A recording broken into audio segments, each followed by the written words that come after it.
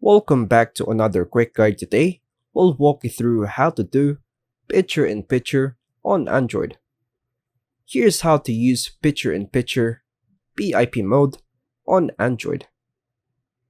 First, open an app that supports BIP.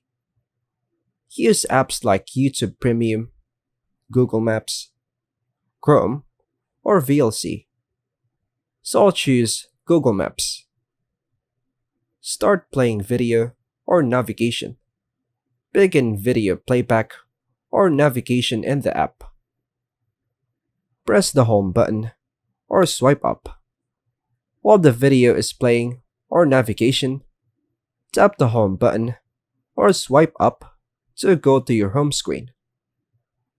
Watch video in a small window.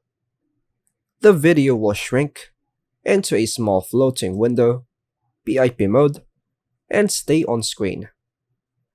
Move or close the BIP window. Drag it to reposition or tap the X to close it. Tap once to access play, pause, or expand controls. And that's all for now, folks. Thanks for watching.